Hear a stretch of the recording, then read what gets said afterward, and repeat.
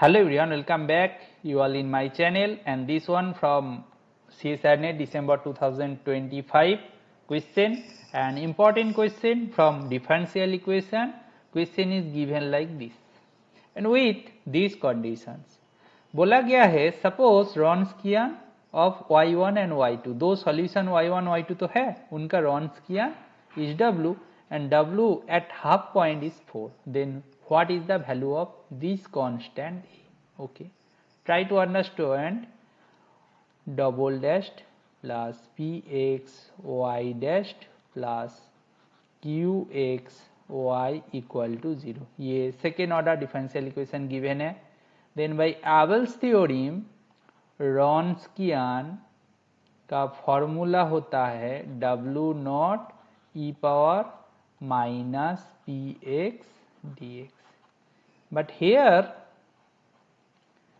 px is 0 because y dash first order derivative जो है उनका कोएफिशिएंट कुछ नहीं है, तो ये 0 है, राइट. तो w equal to w naught e power minus 0 dx हो जाएगा, तो ये जो पार्ट है ये 1 हो जाएगा. तो basically w equal to w naught मेरा फाइनल सिचुएशन है. अभी w नॉट कैसे फाइंड करते हैं? w नॉट फाइंड करने के लिए तो मेरा जो w है कौन सा सॉल्यूशन ऑफ y1 y2 का, क्योंकि दो सॉल्यूशन दे दिया गया है at x point equal to w naught. Okay, now देखो ये क्या होगा फिर, y1 0 y2 0 y1 dash 0 y2 dash 0.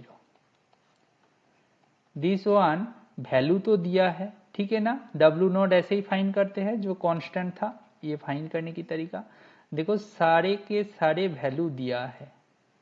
ये -5 है, ये -1 है, ये है.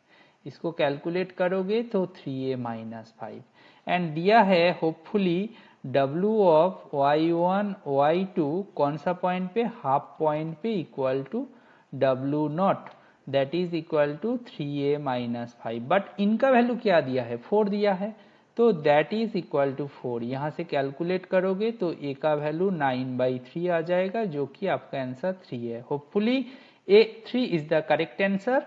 And I hope you got my approach, and this one very easy question from Abel's theorem. Okay, this one from OD, and the solution is 3, and I will provide you each and every question from CSIR NET December 2025